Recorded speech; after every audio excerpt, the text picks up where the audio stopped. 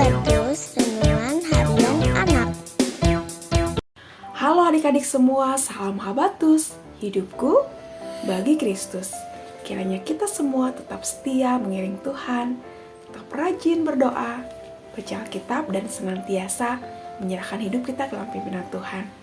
Yuk adik-adik, sebelum kita sama-sama membaca sebagian dari firman Tuhan pada saat ini, kita berdoa terlebih dahulu, kita menyerahkan renungan kita ke dalam pimpinan Tuhan, supaya kita diberikan Tuhan kemampuan untuk mengerti dan melakukan perintahnya dengan taat dan setia.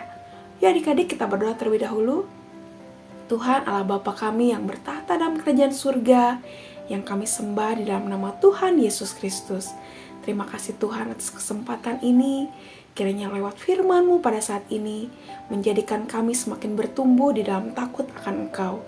Tuhan yang tolong kami, memampukan kami untuk mengerti dan melakukan perintah Tuhan seturut dengan kehendak Tuhan.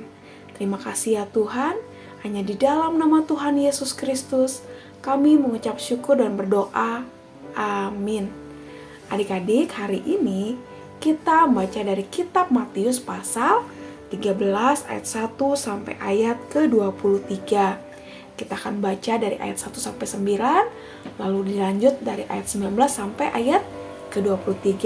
Yuk adik-adik, kita sama-sama membacanya. Yang belum bisa membaca, kalian dengarkan baik-baik ya adik-adik. Di sini dengan judul perumpamaan tentang seorang penabur. Pada hari itu keluarlah Yesus dari rumah itu dan duduk di tepi danau. Maka datanglah orang banyak berbondong-bondong lalu mengerumuni dia, sehingga ia naik ke perahu dan duduk di situ. Sedangkan orang banyak semuanya berdiri di pantai, dan ia mengucapkan banyak hal dalam perumpamaan kepada mereka. Katanya, adalah seorang penabur keluar untuk menabur. Pada waktu ia menabur, sebagian benih itu jatuh di pinggir jalan.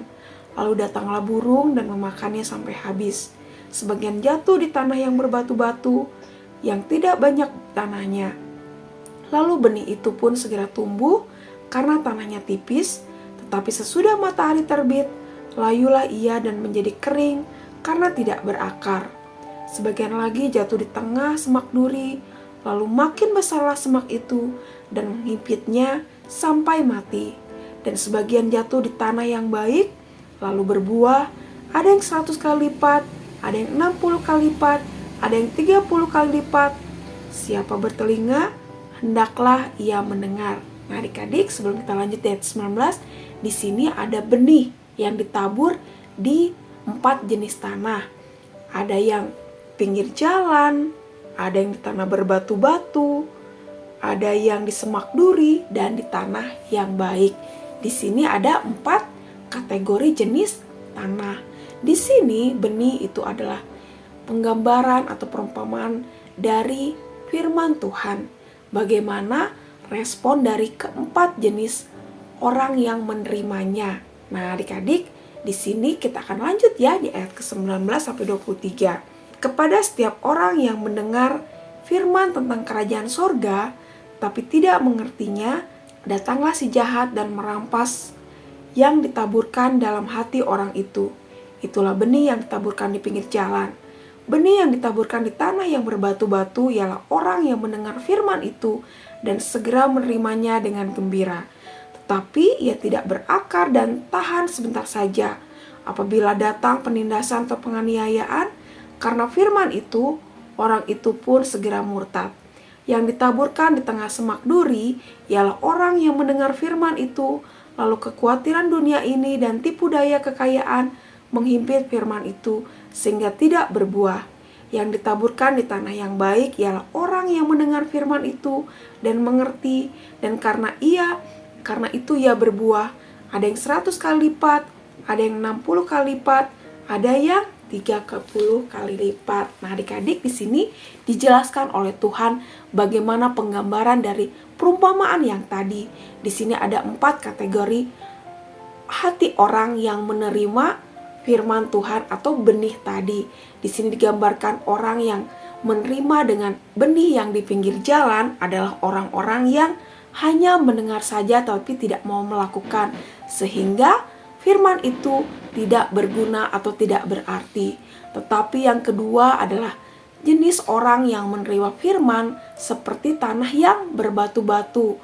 Jadi firman itu memang diterima, tetapi dia tidak berakar atau tidak dilakukan dengan sungguh-sungguh, atau dia tidak mau berusaha untuk taat kepada firman, sehingga ketika ada masalah, ketika ada sesuatu hal yang menekan, firman itu tidak bekerja sehingga orang itu putus asa.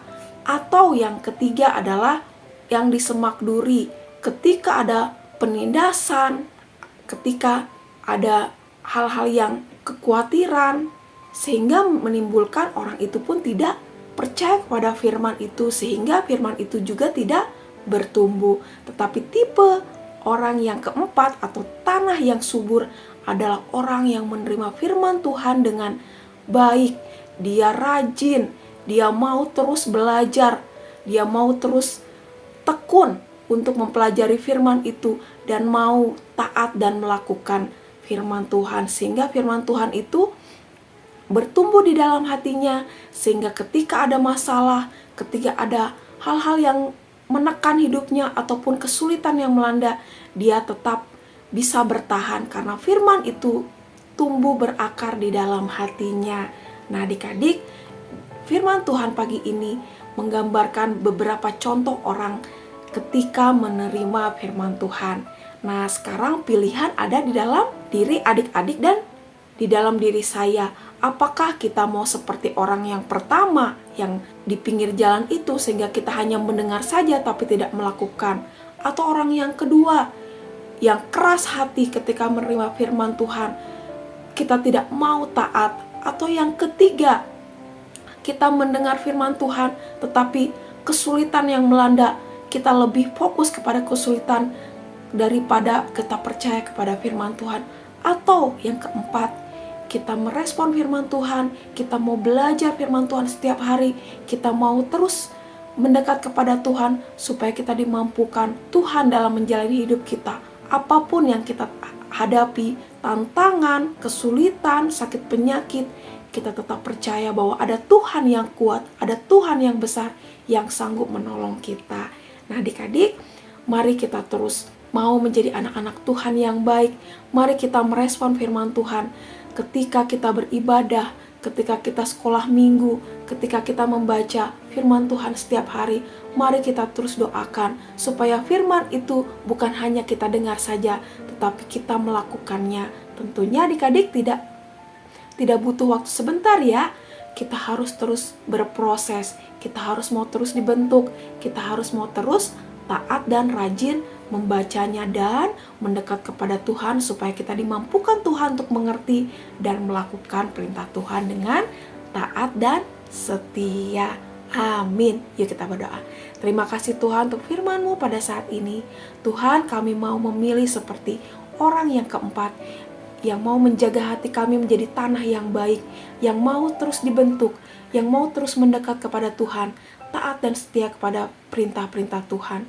Tuhan, mampukan kami untuk terus bertahan, untuk kuat, untuk tetap beriman dalam mengiring Engkau. Ampuni kami Tuhan yang kadang kami masih malas, masih suka berbantah-bantah, tetapi lewat firman-Mu saat ini, mampukan kami untuk tetap bertahan, untuk terus mau belajar, mau dibentuk oleh firman Tuhan. Terima kasih ya Tuhan, hanya di dalam nama Tuhan Yesus Kristus kami ucap syukur dan berdoa. Amin. Sampai jumpa adik-adik di Renungan Habatus selanjutnya. Tuhan Yesus memberkati.